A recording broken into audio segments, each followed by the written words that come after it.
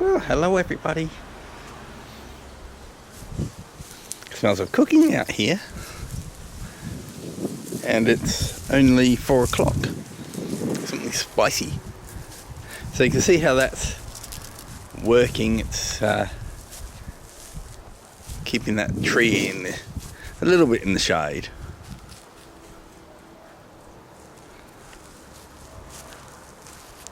It did get watered this morning.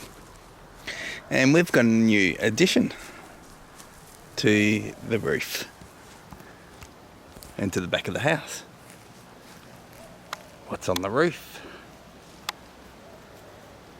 Yep, we finally got solar. So there's 2 rows of solar panels. And in addition to that, of course, we've got the inverter, so it's taken up a lot of room. He was going to put it next to the power box, but he decided to put it over here, and I'll go through that why. So you can see we've got 2 banks. It's currently off at the moment. I've got to wait for the power company to come out, and they will certify it and put it on a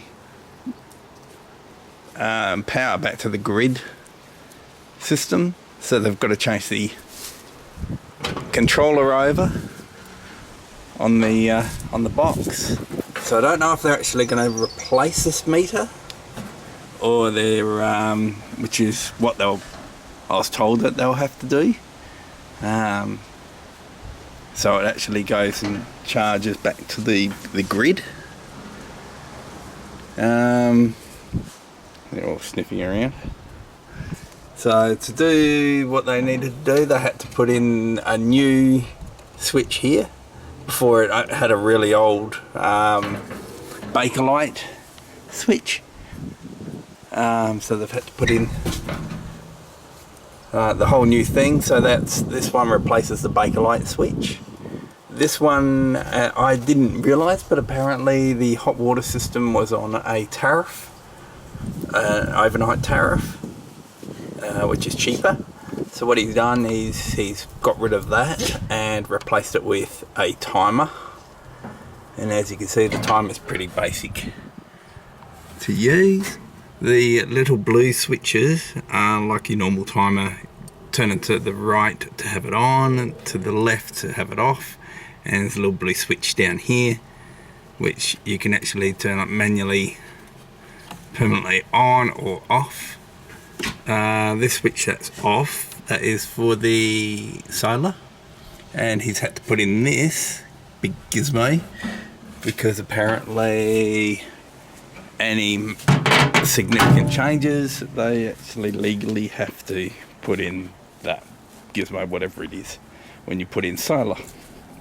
I think it's like a surge protection sort of thing. So when if you do get a feedback, that will stop it, the feedback going straight through the grid. The only thing that he did suggest eventually would be the wires to the street.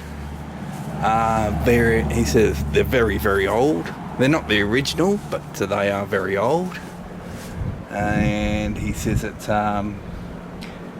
that cable, which you can see is all kinky and all that sort of thing, so you can see how old it is.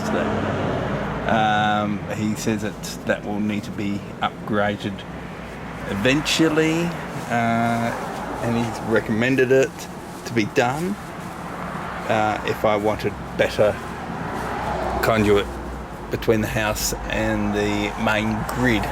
In other words, it would make it more efficient. But I don't really care about that. And the Toowoomba region, they are actually upgrading those wires.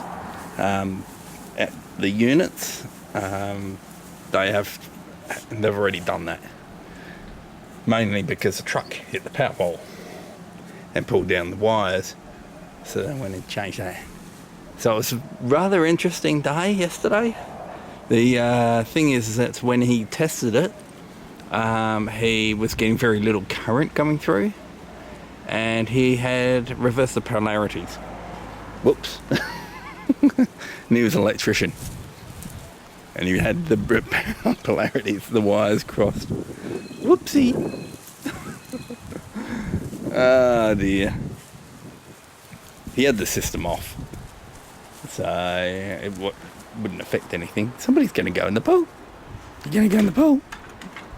She says, it's hot, Dad. It's 95 degrees Fahrenheit out here, 35 Celsius, and it's hot.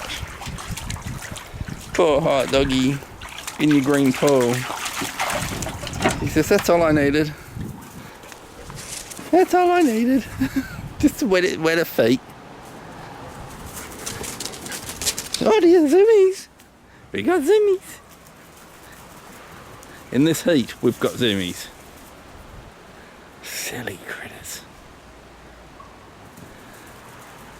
Silly critters. That's what you get when they're stuck inside all day in the air conditioning.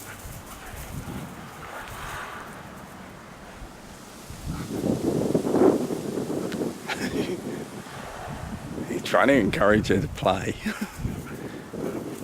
She says, I can't play with you. Playtime, is it?